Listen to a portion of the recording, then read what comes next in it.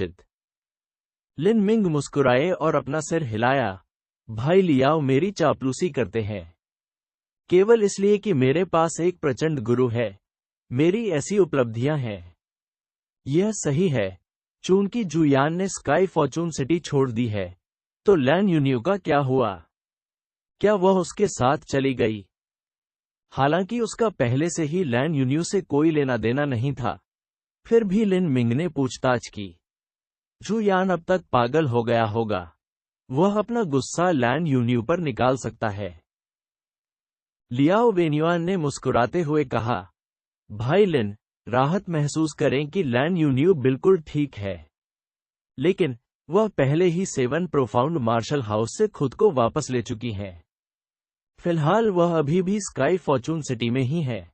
महामहिम crown Prince ने पहले ही कुछ लोगों को गुप्त रूप से उसकी सुरक्षा के लिए भेज दिया है। ओह, लैन यूनियो ने स्कूल छोड़ दिया है। लिन मिंग थोड़ा स्तब्ध था। युवराज वास्तव में बहुत विचारशील था। उन्होंने लैन यूनियो को भी ध्यान में रखा था। किसी प्रमुख शक्ति में शामिल होने में वास्तव में पर्याप्त लाभ था। ऐसे बहुत से मामले थे जिनके बारे में उसे चिंता करने की जरूरत नहीं थी। स्वाभाविक रूप से ऐसे लोग थे जो उन्हें प्रबंधित करने में मदद करेंगे। लियाओ वेन्युआन ने कहा, मुझे बस इतना ही कहना है। मैं पहले चलूंगा। भाई लिन, कृपया जो कुछ भी आप कर रहे थे उसे जारी रखें। धन्यवाद भाई लियाओ। हाँ, मुझे यही करना चाहिए। जैसे ही उन्होंने लियाओ वेन्युआन को विदाई दी, लिन मिंग ने इंस्क्रिप्शन एसोसिएशन की ओर चलना जारी रखा। अपनी आवश्यक सामग्री खरीदने के लिए केवल क्राउन प्रिंस पर निर्भर रहना वास्तव में एक बुरा विचार था। उसे दूसरा रास्ता तलाशना पड़ा। अगर मैं एक शिलालेख प्रतीक तैयार कर सकता हूं जिसे स्काई फॉर्चून किंगडम के हॉटियन मार्शल कलाकार भी चाहेंगे, तो मैं हॉटियन मार्शल कलाकारों को देखने में मेरी मदद कर सकता हूं। इस तरह कम समय में मेरी जरूरत की सामग्री ढूंढना संभव होगा। यह वह योजना थी जिसके बारे में लिन मिंग ने पहले सोचा था, और यही एकमात्र साधन था जिसके बारे में वह सोच सकता था। लिन मिंग की शिलालेख तकनीक में सुधार के साथ वह मुश्किल से एक शिलालेख प्रतीक बनाने में सक्षम हो सकता है जो एक हॉटियन मंच मार्शल कलाकार के दिल को छू जाएगा। लेकिन इस तरीके से कुछ ज्यादा ही प्रचार हो जाएगा। शिलालेख संघ। मिस्टर लिन मिंग को देखने के बाद वांग युहान ने सुखद आश्चर्यचकित होकर कहा। वह पहले से ही कुछ समय से शिलालेख कक्ष में प्रतीक्षा कर रही थी। मिस वांग, मैं बहुत शर्मिंदा हूं। छोटी सी बात थी, इसलिए मुझे देर हो गई, क्योंकि उसने मैजिक क्यूब के भीतर अंतरिक्ष में प्रवेश किया था। लिन मिंग की आत्मा की शक्ति की खपत उस रात बेहद तीव्र थी, और वह जल्दी नहीं उठा जैसा कि वह आमतौर पर करता था। फिर उसके बाद वो प्रैक्टिस करने के लिए वॉयलेंट विंड टनल पर गए और समय कुछ ज्यादा ही खिंच गया था। वहां पहले से ही बहुत सारे आगंतुक प्रतीक्षा कर रहे हैं। वांग युहान ने हॉल की ओर इशारा करते हुए कहा। लिन मिंग ने देखा, हॉल में पहले से ही 7 या 8 लोग मौजूद थे जो धैर्यपूर्वक वहां इंतजार कर रहे थे। आमतौर पर इस वक्त 2 या 3 लोग ही होंगे। पिछली बार लिन मिंग ने बार बार अनुरोध किया था, चाहे वह किसी शिलालेख प्रतीक की मरम्मत करना हो या उसे चित्रित करना हो, वह हर बार कार्य को सुचारू रूप से पूरा करने में कामयाब रहा। और मार्शल कलाकारों के लिए सबसे सुखद आश्चर्य की बात यह थी कि लिन मिंग ने जो शिलालेख प्रतीक तैयार किए थे, उनका प्रभाव सामान्य शिलालेख मास्टर की तुलना में बहुत बेहतर था। आमतौर पर इस प्रभाव को प्राप्त करने के लिए वांग जुवानजी जैसे स्काई फॉर्चून किंगडम के केवल कुछ शीर्ष शिलालेख स्वामी ही ऐसा करने में सक्षम थे। लेकिन वांग जुआनजी का चरित्र किस प्रकार का था? अधिकांश लोग उसे हिला भी नहीं सकते थे। भले ही वे उसे चाहते हों, उसकी कीमत ऐसी नहीं थी जिसे अधिकांश मार्शल कलाकार चुका सकें। लेकिन लिन मिंग के काम की कीमत बहुत सस्ती थी। उनकी सेवा वास्तव में उन शीर्ष स्तर के शिलालेख मास्टरों की तुलना में बहुत खराब नहीं थी। परिणामस्वरूप बहुत से आगंतुक आए क्योंकि उन्होंने ये जान लिया था। मैंने सुना है कि अतिथि अभिलेख मास्टर किशोरावस्था में है। हालांकि मुझे नहीं पता कि यह अफवाह सच है या नहीं, एक आगंतुक ने बिना सोचे समझे कहा। आज वह एक मध्यम दर्जे का मानव कदम खजाना लाया था। यह खजाना उसके पास आधे साल से अधिक समय से था, लेकिन उसे कोई उपयुक्त शिलालेख चिन्ह नहीं मिला था। उन्होंने सामान्य शिलालेख प्रतीकों पर नजर डालने की जहमत भी नहीं उठाई, लेकिन शीर्ष स्तर के शिलालेख प्रतीकों की कीमत बहुत अधिक थी और उनकी पसंद के अनुरूप नहीं थी। उन्होंने ठंडी विशेषता वाले सच्चे सार की खेती की, और इसलिए एक शिलालेख प्रतीक चाहते थे जो उनके वास्तविक सार विशेषता से मेल खाता हो। और फिर कल उसने सुना था कि एक नया अतिथि शिलालेख मास्टर इंस्क्रिप्शन एसोसिएशन में आया था और उसने एक आइस फ्रॉस्ट गार्ड शिलालेख प्रतीक तैयार किया था। पहनने के बाद कवच वास्तव में बर्फीले नीले रंग में बदल गया था। यही कारण है कि भोर होने से पहले ही वह यहां पंक्तिबद्ध हो गया था और अब तक दिन का अधिकांश समय प्रतीक्षा कर चुका था। हालांकि वह थोड़ा सा भी अधीर नहीं था। वह जितनी जल्दी आएगा, वह कतार में उतना ही पहले होगा, और वह पहला व्यक्ति हो सकता है जिसकी शिलालेख मास्टर ने मदद की हो। किसी शिलालेख विशेषज्ञ द्वारा बनाया गया पहला शिलालेख चिन्ह सबसे अच्छा था। ऐसा इसलिए था क्योंकि उस समय उनकी आत्मशक्ति और सच्चा सार अपनी प्रचुर अवस्था में थे और सर्वोत्तम परिणाम प्राप्त करना भी आसान था। जैसे जैसे दिन आगे बढ़ेगा, सर्वोत्तम संभव परिणाम मिलने की संभावना कम होती जाएगी। ये सच है। जब मेरा दोस्त आया, उसने अपनी आंखों से देखा कि शिलालेख स्वामी सिर्फ एक युवा था। दुनिया के साथ गलत क्या है? क्या शिलालेख तकनीक सीखना कठिन नहीं है? वह पहले से ही इस स्तर पर है। कुछ वर्षों में वांग जुवानजी से आगे निकल जाना खाना खाने या पानी पीने जितना आसान होगा। इन दिनों बच्चे तेजी से उग्र होते जा रहे हैं। कुछ साल पहले क्विन जिंगसुआन था और आधे महीने पहले लिन मिंग था। अब वहां एक शिलालेख प्रतिभा भी है। ये लड़का कहां से आया? मैंने इसके बारे में पहले कभी क्यों नहीं सुना? वह स्काई फॉर्चून किंगडम से कोई नहीं होना चाहिए। हमारी स्काई फॉर्चून किंगडम की शिलालेख तकनीक उतनी अद्भुत नहीं है। मुख्य भूमि में कुछ स्थानों पर ऐसे परिवार हैं जो विशेष व्यवसायों में संलग्न हैं। उदाहरण के लिए, सरनी मास्टर परिवार, कीमियागर परिवार, शिलालेख मास्टर परिवार, रिफाइनर परिवार, इत्यादि। इन परिवारों को पहले से ही 1000 साल से अधिक की विरासत में मिली है, और वे स्काई फॉर्चून किंगडम की तुलना में कहीं अधिक दुर्जेय हैं। वे प्रत्येक पीढ़ी के उत्कृष्ट वंशजों की आत्मा प्रतिभा की जांच करेंगे और एक उच्च प्रतिभा वाले पुरुष और महिला की जोड़ी का विवाह करेंगे। वे जिस बच्चे को जन्म देंगे उसमें उच्च कोटि की आत्मिक प्रतिभा होने की संभावना होगी। धीरे धीरे इन परिवारों में 5वीं कक्षा की आत्मा प्रतिभा का होना भी अजीब नहीं है। उनके गौरवशाली और लंबे इतिहास और उनके द्वारा अर्जित की गई कई विरासतों के अलावा उनकी शिलालेख तकनीक का स्तर औसत शिलालेख मास्टर की तुलना में कई गुना अधिक दुर्जेय होना चाहिए। एक जानकार बूढ़े ने अपनी दाढ़ी पर हाथ फेरते हुए धीरे से ये कहा।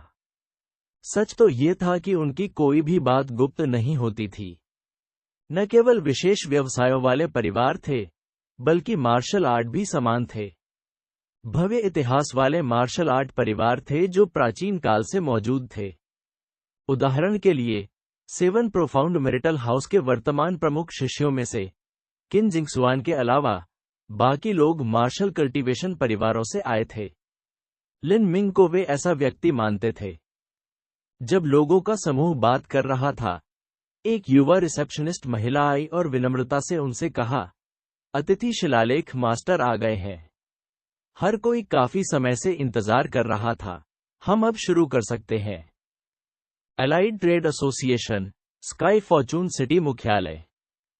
नवीनीकरण के बीच में एक आलीशान कमरे में झांग गुआनियो एक बिस्तर पर लेटा हुआ था। उसके हाथ में अंडे के छिलके जैसा एक नाजुक चीनी मिट्टी का कटोरा था जो सोने की बारीक कतरनों से पिरोया गया था। छोटे सुनहरे कटोरे में एक मलाईदार तरल था। यह गाढ़ा और सुगंधित द्रव्य दूध था, लेकिन यह बकरी का दूध या भेड़ का दूध या ऐसा कुछ नहीं था, बल्कि एक महिला का स्तन का दूध था। अधिकांश रईसों की हवेली में उन्होंने कई गीली नर्सें पालीं। ये गीली नर्सें अपने स्तन का दूध निचोड़ लेती थीं और कुलीन लोग इस व्यंजन का आनंद लेते थे। मानव स्तन का दूध सभी दूधों में सबसे अधिक पौष्टिक माना जाता था। शिशु का विकास अच्छी तरह हुआ या नहीं, इसका मां के दूध से बहुत संबंध है, और दूध छुड़ाने से पहले वह कितने समय तक मां के दूध पर था। इस वजह से स्काई फॉर्चून किंगडम के अभिजात वर्ग में अपनी हवेली में गीली नर्सों को पालना लोकप्रिय था।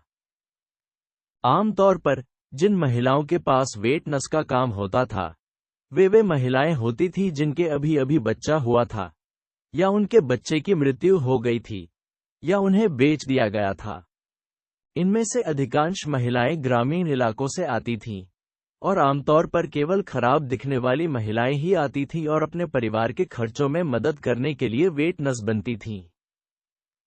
कहावत थी कि बड़े नितंबों वाली महिला आसानी से बच्चे को जन्म दे सकती है। इसलिए जो महिलाएं पर्याप्त स्तन का दूध निचोड़ने में सक्षम थीं, वे आमतौर पर कुछ हद तक मोटी थीं। इसके अलावा वे बचपन से ही ज्यादातर ग्रामीण इलाकों में खेती का काम करते रहे हैं। उनकी त्वचा पहले ही धूप और बारिश के संपर्क में आ चुकी थी और खुरदरी थी। अधिकांश आकर्षक नहीं थे। झांग गुआन्यू नाम के इस शख्स के होंठ बहुत ढीले थे। उन्होंने महसूस किया कि इस तरह की महिला नर्स ने उनकी भूख को गंभीर रूप से प्रभावित किया। इसलिए उन्होंने जिन नर्सों को पाला, वे अन्य सभी से परे सुंदर और खूबसूरत महिलाएं थीं। इस प्रकार की सुंदरियां आमतौर पर अन्य धनी व्यक्तियों की रखैले होती थीं। उनकी उम्र आमतौर पर 20 साल के आसपास होती थी और उनका लुक आकर्षक और मनभावन होता था। मित्र व्यापार संघ का बहुत बड़ा प्रभाव था। कुछ सम्मानित परिवार झांग गुआन्यू की चापलूसी करने के लिए अपनी इच्छा से अपनी रखैलों की पेशकश करेंगे, लेकिन कुछ ऐसे भी थे जिन्हें झांग गुआन्यू ने मजबूर किया था। उन मामलों में परिवारों को आज्ञाकारी रूप से अपनी रखैलें पेश करनी होंगी। जहां तक उन बच्चों की बात है जिन्हें इन रखैलों ने जन्म दिया था, तो परिवार केवल अपनी नर्सों को ही उनकी जगह ले सकते थे। कुछ रखैलें नाजुक स्वास्थ्य में थीं और उनके स्तन का दूध दुर्लभ था। हालांकि झांग गुआन्यू को इससे कोई फर्क नहीं पड़ा। वास्तव में झांग गुआन्यू को यह प्रकार पसंद आया। उन्हें लगा कि ऐसा स्तन का दूध सबसे मीठा होने के साथ साथ सबसे दुर्लभ और कीमती भी होता है। कभी कभी जिस उपपत्नी के लिए झांग गुआन्यू को भूख होती थी, उसे सीधे उसके हरम में भेज दिया जाता था। झांग गुआन्यू को खूबसूरत महिलाओं के विभिन्न स्वादों में रुचि थी। यहां तक कि एक व्यक्ति की पत्नी भी अपवाद नहीं थी। क्या तुमने उसे ढूंढ लिया? झांग गुआन्यू ने आलस्य से अपने स्तन के दूध के कटोरे को धीरे धीरे पीते हुए पूछा। युवा मास्टर को सूचित करते हुए, हमने उसे ढूंढ लिया है। जो बोल रहा था वह 40 वर्ष से अधिक उम्र का एक अधेड़ व्यक्ति था। उसकी सांसें लंबी थी और हृदय की धड़कन तेज थी। वह विसरा प्रशिक्षण चरण में था। हम जाएंगे, झांग गुआन्यू ने कहा और बचा हुआ स्तन का दूध कटोरे में फेंक दिया। उसने उत्साहपूर्वक अपने होंठ चाटे। इस समय उनका स्वरूप अत्यंत उग्र था।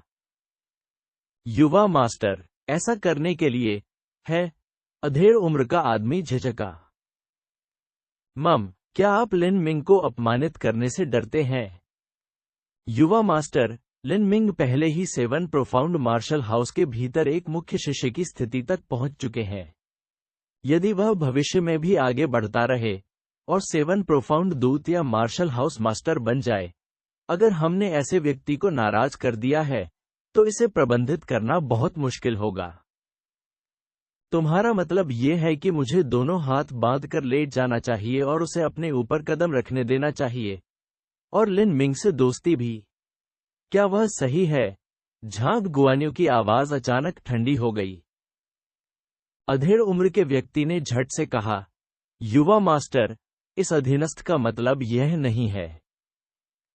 7 प्रोफाउंड मार्शल हाउस ने मुझे लिन मिंग के खिलाफ खड़े होने के लिए प्रेरित किया है। मेरे लिए उसके साथ शांति से रहना असंभव है। क्या आप चाहते हैं कि मैं हार मान लूं? भले ही मैं हार मान लूं, क्या आपको लगता है कि लिन मिंग को मेरी दया मिलेगी?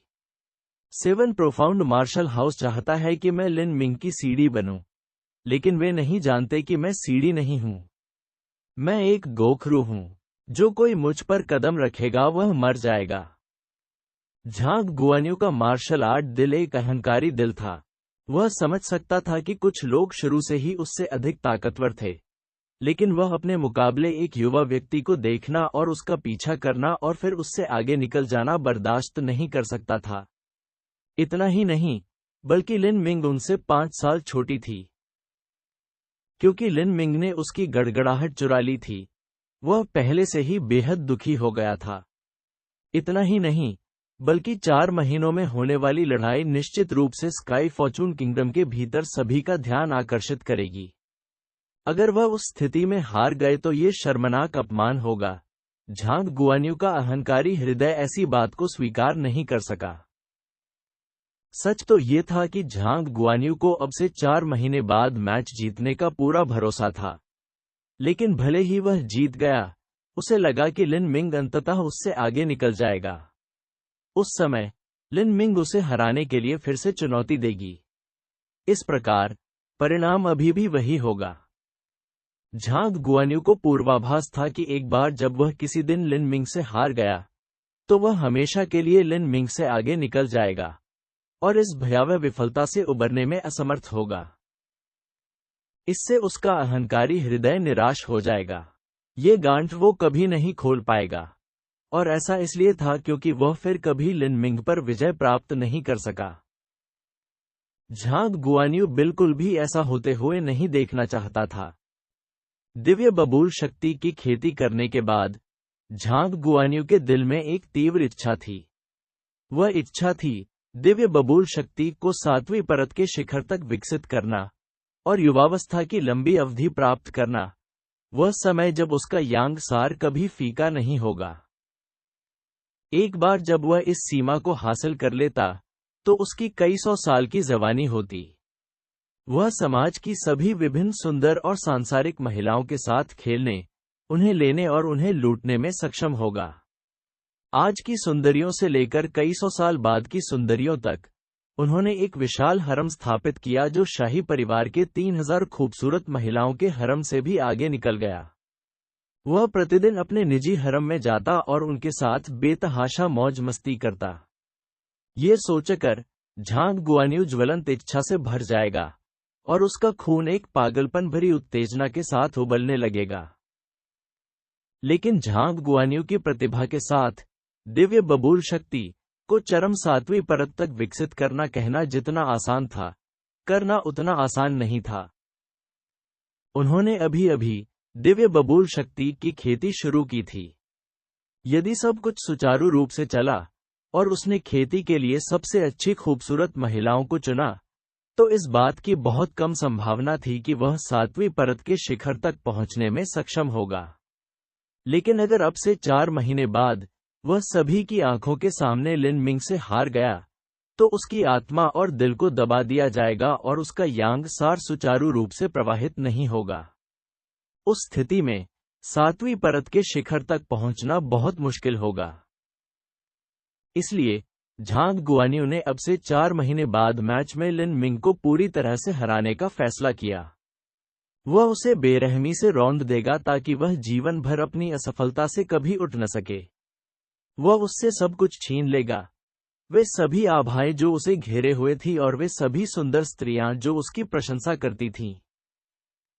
उसका हृदय शांत होगा, उसका यांग सार निर्बाध रूप से प्रवाहित होगा और उसकी साधना कई गुना बढ़ जाएगी। उस अधेड़ उम्र के आदमी ने कहा, युवा मास्टर, यह अधीनस्थ बहुत मंदबुद्धि है। लेकिन यह अधीनस्थ केवल ये सोचता है कि यदि आप ऐसी चीजें करेंगे तो इससे लिन मिंग नाराज हो जाएंगे। समय आने पर यह दुश्मन की दुश्मनी को और गहरा कर देगा। हम्फ, तो क्या होगा यदि मैं उसे क्रोधित कर दूं? तुम्हें लगता है कि मैं बिना लड़े ही हार मान लूंगा? लेकिन नहीं, परंतु हाँ, लिन मिंग डरावना है और 10वां राजकुमार उसके खिलाफ जाने की हिम्मत नहीं करता है। मुझे क्राउन प्रिंस का सम्मान करना है, लेकिन इसका मतलब यह नहीं है कि मुझे उनके प्रति दास होना चाहिए। यदि दूसरे आपके सिर पर सवार हो जाएं, तो क्या आप भी फर्श पर लेटेंगे और कुत्ते की तरह व्यवहार करेंगे? चूंकि यह लिन मिंग मुझे हराना चाहता है, तो मैं उसे खत्म कर दूंगा। युवा मास्टर तैयार है। मध्यम आयु वर्ग के व्यक्ति को समझ नहीं आया कि उसकी आगामी योजनाओं और लिन मिंग को हराने में क्या समानता है। मैं आपसे पूछता हूं, लिन मिंग के बारे में सबसे ज्यादा डर किस बात का है? मध्यम आयु वर्ग के व्यक्ति ने एक पल के लिए सोचा और कहा, उनकी धारणा, मार्शल इरादा और मार्शल आर्ट का दिल। हाँ, लेकिन इन सब में सबसे बुनियादी बात मार्शल आर्ट के प्रति उनका दिल है। जब तक मैं मार्शल आर्ट के प्रति उसका दिल तोड़ सकता हूं, तब तक वह अपना मार्शल इरादा खो देगा। यदि उसके पास अपना मार्शल इरादा नहीं है, तो वह महज तीसरी श्रेणी की बेकार प्रतिभा होगी। भले ही उसके पास राक्षसी स्वर्ग विरोधी धारणा हो, उसकी साधना पल्स कंडेंसेशन अवधि से नीचे तक ही सीमित होगी। संभवतः उसकी किस प्रकार की उपलब्धियां हो सकती हैं? जब तक वह मजबूत नहीं हो जाता, उसका प्रभामंडल धीरे धीरे गायब हो जाएगा जब तक कि हर कोई उसके बारे में भूल नहीं जाता। उस समय वह एक चींटी के अलावा कुछ नहीं रह जाएगा। मैं उसे एक ही कदम में कुचल कर मार डालूंगा। वह अब 7 प्रोफाउंड मार्शल हाउस के संरक्षण में है। मेरे लिए सार्वजनिक रूप से उनसे निपटना असंभव है। मैं केवल मार्शल आर्ट के प्रति उसका दिल तोड़ सकता हूं। लिन मिंग से निपटने के लिए यह उसके बड़े होने से पहले होना चाहिए। झांग गुआन्यू शैतानी ढंग से मुस्कुराया और अपने दांतों का निशान दिखाया। लेकिन उस अधेड़ उम्र के आदमी के दिल में सिर्फ दुख ही रह गया। अगर वह लिन मिंग के दिल को हरा सकता है, तो यह निश्चित रूप से अच्छा था। लेकिन अगर वह असफल हो गया तो क्या होगा? तब उन्होंने लिन मिंग को गंभीर रूप से नाराज कर दिया होगा, और यह संभवतः एलाइड ट्रेड एसोसिएशन में यंग मास्टर की भविष्य की स्थिति को प्रभावित कर सकता है। एलाइड ट्रेड एसोसिएशन कभी भी ऐसे उत्तराधिकारी की नियुक्ति नहीं करेगा जिसने 7 प्रोफाउंड दूत या मार्शल हाउस मास्टर को नाराज कर दिया हो। हालांकि झांग गुआन्यू स्वभाव से पागल था, और उसने दिव्य बबूल शक्ति का अभ्यास किया जिससे उसकी स्वामित्व प्रवृत्ति मजबूत हुई। वह उसकी बातें कैसे सुनेगा? कई साधना विधियां किसी व्यक्ति के मस्तिष्क को प्रभावित कर सकती हैं। उदाहरण के लिए, एबाइडिंग बुद्ध मंत्र का अभ्यास करने से किसी के विचार स्थिर और हृदय शुद्ध हो सकते हैं।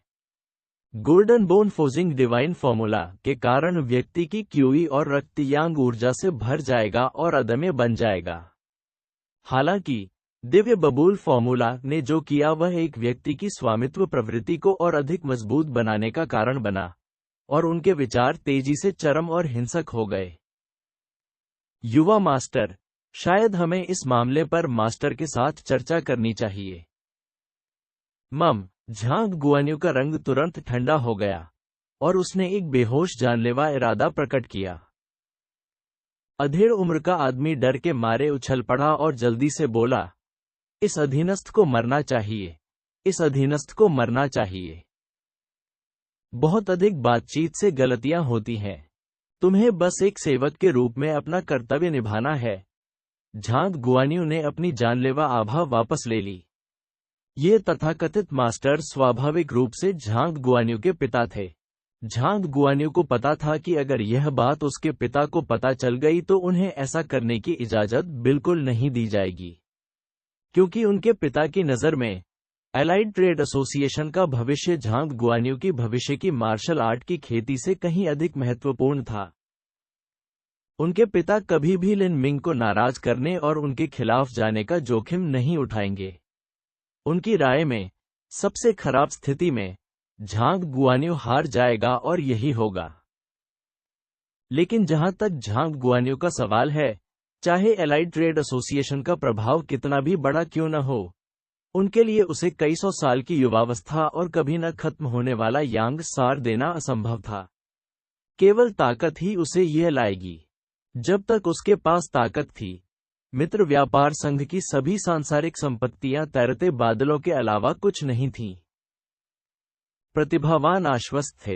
लिन मिंग आश्वस्त थे और झांग गुआनियू भी इसी तरह आश्वस्त थे। वास्तव में गौरवान्वित प्रतिभा वाले लोग शुरू से ही यह कभी नहीं पहचान पाएंगे कि वे दूसरों से कमतर हैं। अन्यथा उसका हृदय अवरुद्ध हो जाएगा और झांग गुआनियू अधिक विक्षिप्त हो जाएगा।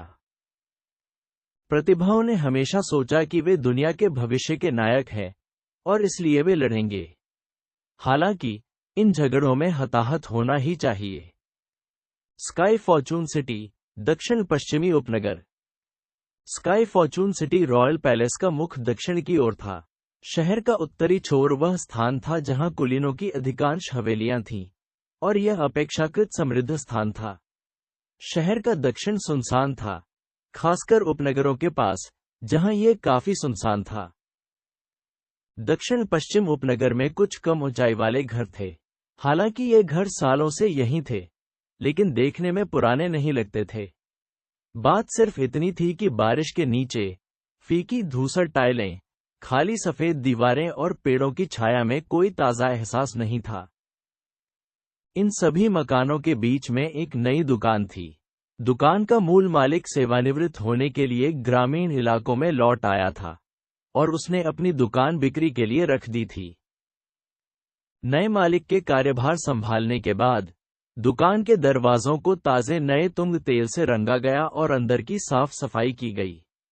यहां तक कि आसपास कुछ फूल और पौधे भी लगे हुए थे। यह बहुत अधिक सुंदर लग रहा था। इस समय दुकान के प्रवेश द्वार पर एक साधारण नीली सूती पोशाक पहने एक युवा लड़की थी। वह कोमल त्वचा वाली काफी सुंदर थी। उसने ताजा और कुरकुरा एहसास दिया। वह अलमारियों पर कुछ कपड़े समेट रही थी। ये लड़की नाजुक स्वास्थ्य में लग रही थी, और वह जो कपड़ा हिला रही थी वह बेहद बोझल लग रहा था। हालांकि लड़की का कौशल वास्तव में उच्च था, और उसने बड़े और छोटे कपड़ों को बड़े करीने से ढेर कर दिया। ये लड़की लैन यून्यू थी, क्योंकि उसका सगाई अनुबंध अमान्य हो गया था। लैन यून्यू ने 7 प्रोफाउंड मार्शल हाउस छोड़ दिया था। वह पूरे दिन असहाय होकर स्काई फॉर्चून सिटी में घूमती रही। उसे घर लौटने में बहुत शर्म आ रही थी, और उसे नहीं पता था कि कहां जाना है या क्या करना है।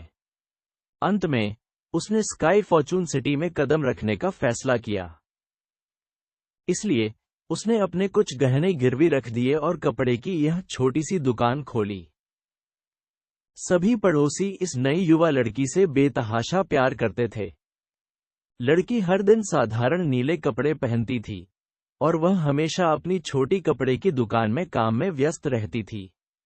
ऐसी नाजुक और रसीली युवा लड़की जो वास्तव में ऐसी कठिनाई सहने को तैयार हो, दुर्लभ थी। इतना ही नहीं, बल्कि इस लड़की के हाथ और पैर बहुत अच्छे थे।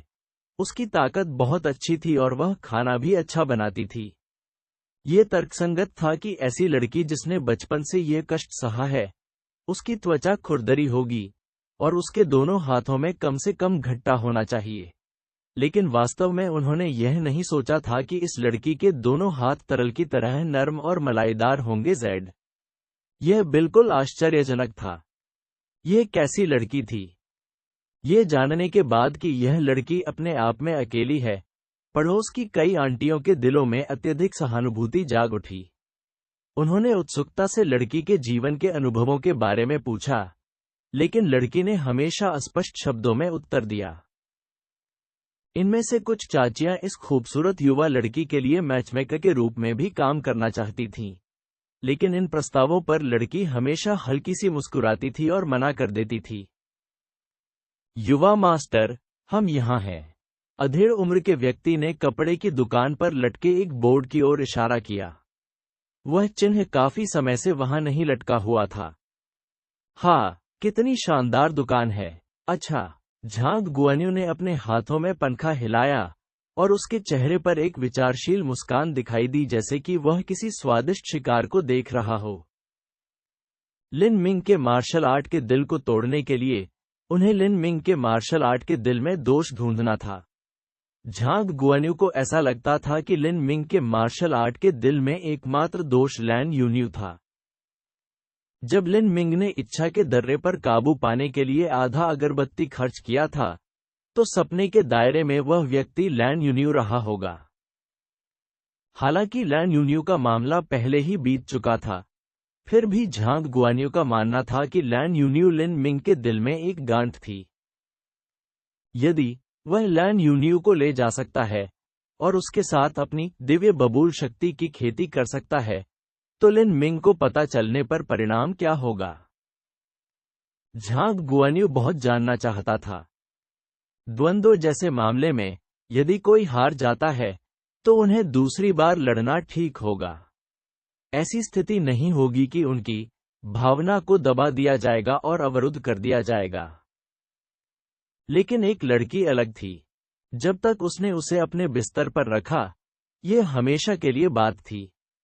झांग गुआन्यू का मानना था कि भले ही लैन यून्यू ने लिन मिंग को धोखा दिया, फिर भी उसके दिल में उसके लिए जगह थी।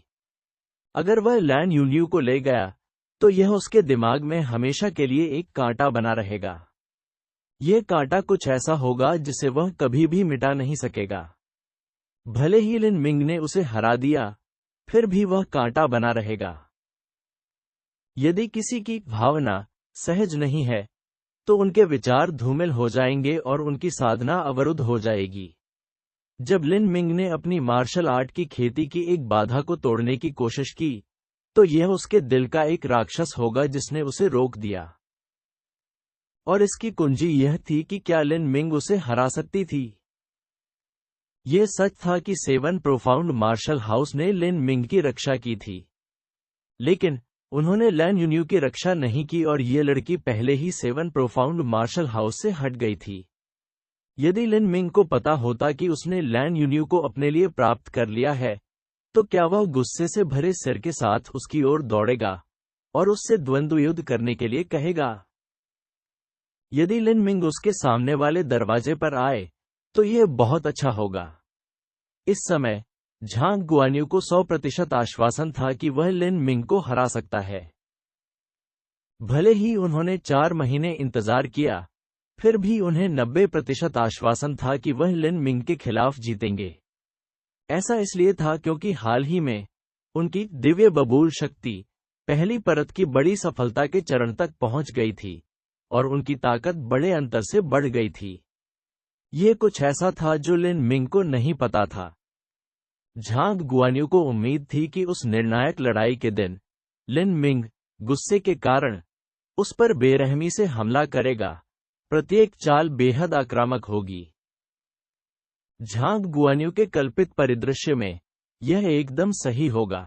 दिव्य बबूल शक्ति की कुछ भयावह और परपीड़क शैलियों का उपयोग करना और लिन मिंग को अपरिवर्तनीय रूप से गंभीर चोटों से पीड़ित होने के लिए छोड़ना पूरी तरह से उचित होगा। चोटें जो उसकी भविष्य की खेती को गंभीर रूप से प्रभावित करेंगी। भले ही वह उस बिंदु तक नहीं पहुंच सका, फिर भी वह ऐसा कर सकता था कि लिन मिंग को कम से कम आधे साल तक बिस्तर पर ही रहना पड़े। यदि लिन मिंग को आधे साल तक बिस्तर पर स्वास्थ्य लाभ करना पड़ा, तो क्या होगा?